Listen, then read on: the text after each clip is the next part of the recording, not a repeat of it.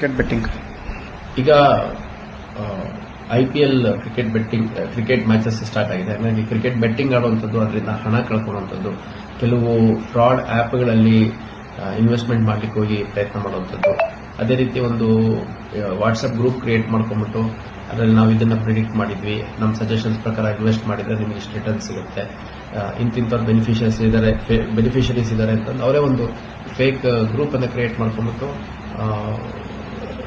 ಸುಮ್ಮನೆ ಒಂದು ಅವರವರ ಫ್ರಾಡ್ಸ್ಟರ್ಸ್ ಒಂದು ವಾಟ್ಸ್ಆಪ್ ಗ್ರೂಪ್ಗಳಲ್ಲಿ ನಿಮ್ಮನ್ನು ಆ್ಯಡ್ ಮಾಡ್ಕೊಳ್ಳುವಂಥದ್ದು, ನಿಮಗೆ ಇನ್ವೆಸ್ಟ್ಮೆಂಟ್ಗೆ ಪ್ರೊವೋಕ್ ಮಾಡುವಂಥದ್ದು. ಮತ್ತೆ ನೋಡಿ, ನಾನು 10,000 ಇನ್ವೆಸ್ಟ್ ಮಾಡಿದೆ, ನನಗೆ 20,000 ಹಣ ಬಂತು, ಈ ಥರ ಟ್ರ್ಯಾಪ್ ಮೆಸೇಜಸ್ ಹಾಕುವಂಥದ್ದೆಲ್ಲ ಮಾಡಿ ಫ್ರಾಡ್ ಆಗುವಂಥ ಸಾಧ್ಯತೆ ಇರುತ್ತೆ. ಹಂಗಾಗಿ ಎಲ್ಲರೂ ಎಚ್ಚರಿಕೆಯಿಂದ ಇರಬೇಕು ಅಂತ ನಾನು ಹೇಳಲಿಕ್ಕೆ ಇಷ್ಟಪಡ್ತೇನೆ.